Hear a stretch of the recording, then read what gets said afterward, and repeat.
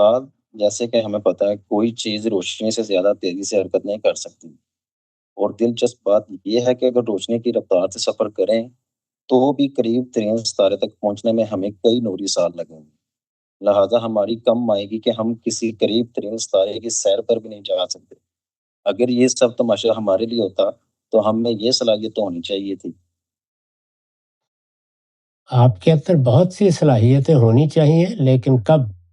جب آپ اصل زندگی میں داخل ہوں گے۔ وہ زندگی خالق نے بتا دیا ہے کہ موت کے بعد شروع ہوگی۔ اس وقت یہ دنیا امتحان کے لیے بنی ہوئی ہے، عارضی دنیا ہے۔ اس میں آپ 150 سال کے لیے بھیجے جاتے ہیں۔ آپ کو اتنا ہی عرصہ رہنا ہے۔ اس میں اس طرح کی سیر و تفریح کے منصوبے بنانے کی کوئی ضرورت نہیں ہے۔ یہ کوشش کیجیے کہ موت کے بعد اصل زندگی میں داخل ہونے کی تیاری کو مقدم رکھیں۔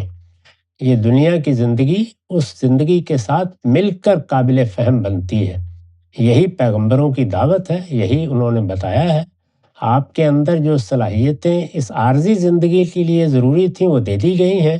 جو صلاحیتیں اس زندگی کے لیے ہوں گی جس میں اتنے فاصلے چشم زدن میں طے کیے جا سکیں، جس میں ایک بڑی بادشاہی آپ کے سپرد کر دی جائے، جس میں 500 سال کی مسافت بھی ایک بادشاہی کے لیے ناکافی ہو، جب آپ اس دنیا میں داخل ہوں گے تو وہ آپ کو مل جائے گی۔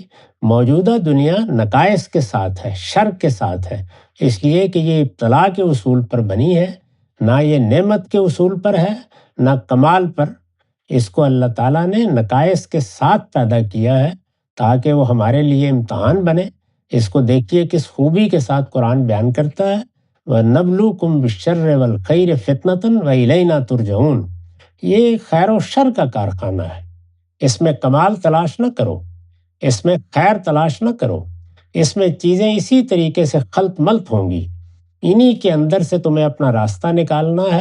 یہ ہم نے اس لیے بنایا ہے نبلوکم فتنتن، ہم اس میں پرکھنے کے لیے، تمہاری صلاحیتوں کو جانچنے کے لیے تمہیں ایک امتحان سے گزار رہے ہیں۔